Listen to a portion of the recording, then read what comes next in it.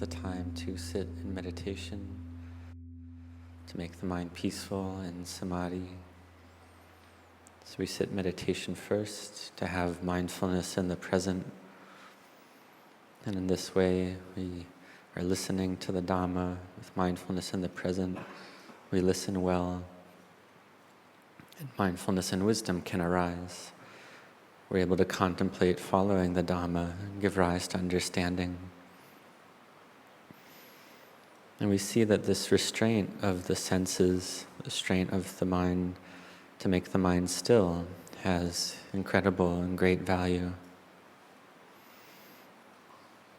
So we speak on the Dhamma of restraint of the indria, of the senses. And this is a Dhamma practice that is not wrong, a Dhamma practice that is always correct. And so we can look at the example of resting enough. If we rest too little, then our mind's not peaceful, our mind is busy and distracted. And if we don't rest enough, then we get annoyed easily. And if we rest too much, then we are drowsy. So we rest enough, or we train ourselves to rest enough. And so we observe for ourselves if some people 5 or 6 hours per night is enough. For others, they need 7 hours for their body.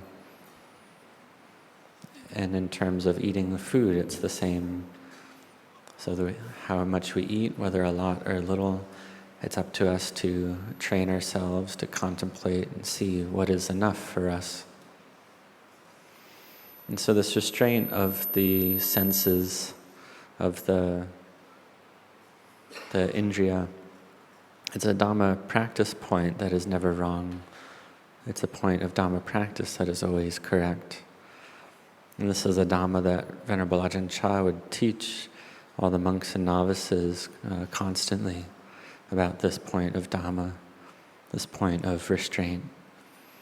And so for everyone here, all the laity as well, you're able to study and learn about this as well.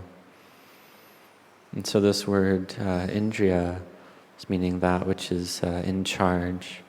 So in charge of listening, in charge of seeing, smelling, and so on. The nose smells odors, the tongue tastes flavors, the body feels hard and soft things, the mind gets Dhamma aramanas, or mental objects. And so we see if we don't have restraint, what are the drawbacks of that? So we're sitting here, we can close our eyes, we're not smelling much of anything. The weather is good, not too hot, not too cold. And so we are able to open our minds to become peaceful and still. And once our minds are still and peaceful, we're able to observe where did the defilements arise. So we have restraint, we practice and train the mind in this way. For instance, there was one Mahatera, an elder monk, and there was a young novice who was teaching him. And this young novice was an arahant already. And this elder monk, wherever he would go, no one would dare to teach him because he was a big and famous teacher already. But he was called the empty scripture monk because he had a great deal of intellectual knowledge, and he had many disciples that were fully awakened to arahantship. But the teacher himself, the elder monk himself, he had not yet succeeded to attain the Dhamma, but he had a lot of knowledge. And so later on, this young novice, tortured him to the point where he was able to accept listening to the Dhamma teachings. And this young novice said to restrain his senses, to close off his 5 sense doors of the sight, smell, taste, sound, touch, and just look at the mind. So make the mind peaceful and still, And this elder monk, he was able to make his mind still and peaceful to a high level of samadhi, and able to see the defilements arising in his mind. He was able to catch the defilements in time and see everything as empty. So in this way, this elder monk realized arahantship. So for ourselves here, we have various work and activities. So leaving this retreat time, going home, we receive a lot of news, a lot of information about the world. But don't read or receive too much news and information. Because if we do that, then the eye, the mind receives a lot of information, a lot of news and so on, and this makes the mind agitated and chaotic. Because all this news in the world, if we know a lot of it, it destroys the peace of mind that we've been training and cultivating in throughout this whole retreat. So we have to be careful to know enoughness in terms of taking in information. In terms of taking in food, we know about this taking in enough food. This is food on a coarser level, but this news and information, it's another type of food. So we get this food of news into the mind, and it can make the mind very troubled and agitated if we don't have mindfulness and wisdom. It can really stir up the mind to have more greed, more aversion, more delusion. So we need to have restraint. So the world has developed a lot in terms of news, the distribution of news, getting news. And some people receive a great deal of news, and then they feel very troubled, agitated, and not peaceful. This receiving a lot of news can make people quite tight and tense. Some people with a weak body, they can get a lot of tension from this news and even go to the hospital because of that. So that's something that happens. Maybe they're too absorbed into the news, so they get the news. We see that the news, it's all about me, mine, you and yours. It's all about the sense of self. This is the cause for suffering to arise. Because what we're doing is practicing to train to abandon the sense of self. So it's the complete opposite. So we try to have some control over how much information and news we receive to make it less, to close our eyes sometimes, to get less information, less sense impressions, less news, to have less contact with it.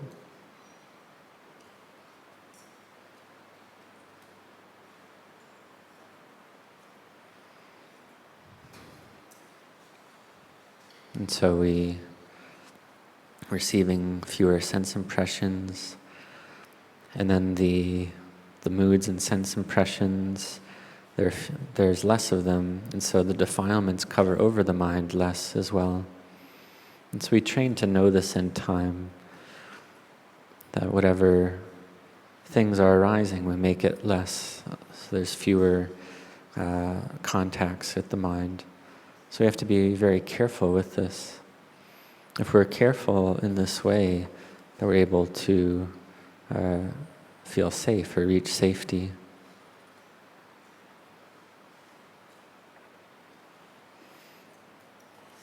It's just like a termite mound with 6 holes or 6 exits. If there's an animal inside that termite mound, then we have to cover up some of those holes, because otherwise they can exit through any of those 6 holes and we won't be able to catch it. Because if the animal inside the mound is hungry, seeking out food, it's wanting to find a way out of that mound to go get food. Like, for instance, exiting to go look at the news. So we have to be able to grab that animal. We have to be able to catch it. So how can we do that? Well, we close all the exits. Or we close 5 of the exits. and all that's left is the exit of the mind. And then in that way, that animal has to exit through that one exit, because it's the only one left. And this is the way that we're able to catch that animal. So this is a simile for closing off the eye, the ear, the nose, the tongue, the body, these 5 sense doors, and just having the mind left. So we close them all off like this. And in this way, we're able to grab a hold of the defilements, to be able to see the moods and sense impressions that are arising in the mind. So we train like this. You see if it's something good, something bad, the mind proliferates on it. If it's something we like or are attracted to, the mind proliferates. Something we dislike, the mind proliferates. So this all arises right here in the mind. So we have to be careful right here to have mindfulness over this one exit, not to be heedless. In this way we can see the moods and sense impressions clearly. We see that the mind is just the mind, the sense impressions are just sense impressions, and we're able to grab the animal that's trying to exit the mound. So sometimes we think good thoughts, sometimes bad thoughts, and the mind proliferates like this. And this is nature, this is natural. The mind proliferates on love, proliferates on hate, proliferates on anger, ill will, and so on. And it just does this all the time. And that's natural. That's nature. If we don't have mindfulness, then the mind just goes on proliferating all through the day, all through the night. And this is the mind that lacks wisdom. So therefore we have to be careful. We see that there's a lot of sense streams and information flowing into the mind, and these have an effect on the mind, leading to anger, to worry, to anxiety, to liking, to attraction. So we see that in modern day society, there's a lot of things, a lot of systems that society has built, and these systems can deceive us. For instance, the AI that exists nowadays can create sounds and images that might look real, but they are created by the computer program, and they can deceive people into giving up their money, to giving up their material wealth. And this is through deception. So we have to be careful about this. So, for instance, we get some news, and then we train ourselves to stop. Maybe we hold our breath just for 1 second, and we ask ourselves, well, is this news real or not? So we train to know it in time, not to get lost in anger, ill will, aversion, not to get lost in attraction or affinity. Because these moods can arise very quickly. So we practice and train. And so this Dhamma practice of ours must be continuous. So we train in the meditation object.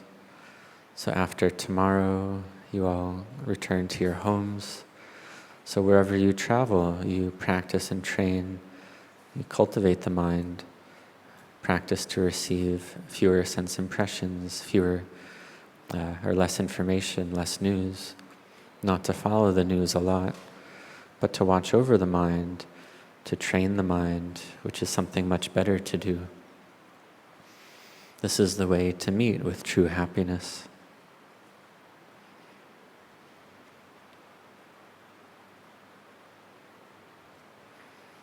So we practice to have restraint.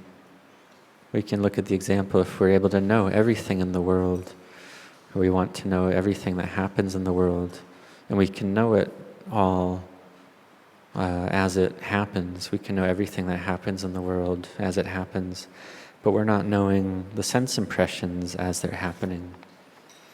And so we can ask, well, is knowing all that news, is that able to help us? Because the body's deteriorating, the body's falling apart. And so if we know a lot, if we have a lot of information, knowing a lot of news, is that able to cure the suffering in our hearts? Because we know that the body is aging, getting sick and dying like this. And if we're able to know the body, that it ages, sickens and dies, we're able to know that in time, this is able to stop the thinking and proliferating in the mind, to give rise to mindfulness and wisdom. This is able to cure the suffering in the heart, able to make the mind truly at ease. So we see that the value of sense restraint is truly great.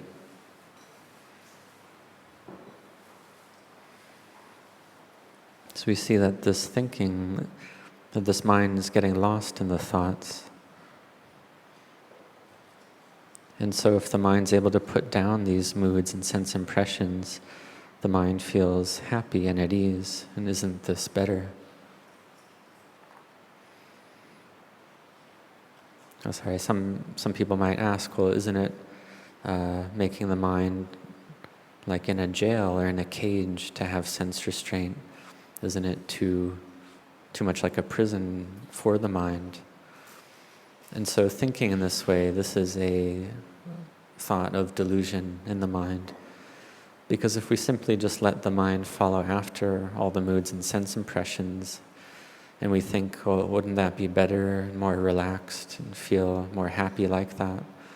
But if we really let the mind go like that and just follow after sense impressions, the mindfulness is very weak. The mind is following after greed, aversion, and delusion, which is what it's been doing already. And this is the nature of defilement, to behave like this. So liking, the mind follows it. Disliking, the mind follows it. So the mind's troubled and agitated like this. The mind doesn't have mindfulness, doesn't have restraint, doesn't have patient endurance. And this is quite dangerous for our minds. The mind is deluded. It's difficult to have virtue and morality. So we have to have a lot of restraint and care with regard to this. Sometimes people might feel a lot of anger, and they can even reach the point where they kill the person that they are disliking. For instance, someone speaks something that disagrees with someone else, and then that person gets angry right away, and to the point where they kill that person. So this is something that actually happens. So in present-day society, the moods in the minds of people can be very strong without any reason. So it's just these temporary moods, but they're very strong. So this is very dangerous. The mind gets lost very easily. For instance, someone sees something beautiful and asks to have that thing, to own it, and then they don't get that thing. And so that can lead to a lot of chaos, even to the point where they kill that person that they don't like because they feel angry. And so we see that sometimes it's like this. People don't know the way of practice, just having the sense of self only. Having anger arise, disliking, then that person just goes straight to killing that person. And then people die because of that. And it's simply because of not controlling the moods in the mind, not having restraint. So for ourselves, we see that the Buddha taught that sense restraint is something good. It's like a turtle that takes in its head, and all its four legs and tail, and then a dog comes very close to that turtle, and the dog thinks to itself, well, if this turtle just takes out its neck, I'll bite off its head. If it takes out its arm, I'll bite off its arm. If it takes out its leg, I'll bite off its leg. And so it thinks like that, but that turtle, it never exits the shell. It never pokes any of its limbs out of the shell. So eventually that dog gets bored of waiting because there's no opportunity, no chance to eat that turtle. And so these unwholesome states of mind are the same. So we have to close off the opportunity for the unwholesome states to grab us. We make it so that there's no opportunity. So we have restraint of all the six senses, whether we're a lay person or a monastic. We have restraint. So for Dhamma practitioners, we have a lot of care and restraint with regard to the senses of seeing, hearing, tasting, smelling, bodily sensations, mind objects. We practice to know these sense impressions clearly, to know them, to contemplate them, to see them all as empty, to see that to have a wholesome mood is normal, to have an unwholesome mood is normal. So if it's a wholesome mood, we don't fall into attraction. If it's unwholesome, we don't fall into aversion, but we have restraint. We have care, sense restraint. Just like the practice at Wat Marp, the monastery of Venerable Ajahn Chah, the practitioners there had a great deal of restraint. Whether traveling far away or staying at home, having a lot of restraint, speaking little, not looking outside a lot, but having restraint, controlling the sense door of the eye, walking on alms round, sitting, talking together, having restraint continuously all the time. So Venerable Ajahn Chah would teach his disciples in this way. And in this way, the mind would be restrained and have sufficient strength and energy to fight with the moods that would arise. So we keep a watch over the mind, we care, we're careful with regard to the mind and senses. So sometimes the mind even thinks just a little bit and the mind can chase after it. For instance, we meet with something good that we think is good, like a glass of orange juice. We might think, oh, it has vitamins, it's healthy, it has high vitamin C, because we've learned about this before. But Venerable Ajahn Chah taught, well, this is the place where you die, right here. So anything you like, that's the place where you die. Because the mind gets stuck there, stuck and attached to that goodness. And so in this way, the mind's constantly born and dying, born and dying, born and dying. So we need to be careful about these sense impressions in the mind. So anywhere we think, whether it's in front, behind, to the left, to the right, we have care and restraint to keep the mind in a good space, to make the mind peaceful, not distracted. So this peace and samadhi has a great deal of value. Keeping the mind gathered and collected gives the mind sufficient strength and energy to fight, to put up a fight. Just like I've spoken about before, practicing in the cremation ground, one would practice to have restraint all throughout the day, to speak very little. Because if the mind was not peaceful, the mind would be agitated and chaotic straight away. Because when it would come to be nighttime in the cremation ground, there'd be a great deal of fear. And this is because there's the sense of self. There'd be the fear of death, the fear of ghosts. And even the ghosts might have been thinking to themselves, so why is this monk fearing me? I'm dead already, I'm not going to hurt them. But the monk would still feel fear. So one would have to be restrained all throughout the day, to speak little, to have restraint, to store up the energy of the mind, to put up a fight with the fear during the night time, because one would be staying in a fearful place. So we are the same way. We practice to receive less news, less information, to speak little. And we do this as much as we're able to. So we go to work, and then we come home after work. We shower, we eat. And if we've been restrained throughout the day, then we can realize peace and samadhi easily. But if we've been just letting the mind go throughout the day and just speaking, not being restrained, then the mind follows after greed, follows after aversion, follows after delusion. Then we are not able to make the mind peaceful after that. It's very difficult to make the mind peaceful. So if we keep the mind restrained well, then the opportunity to realize samadhi is much better, to make the mind firmly established. It's just like a glass full of water with some dirt in it. If we just keep stirring the water in that glass, it won't be clear. But if we let the glass be still, then it's able to be clear.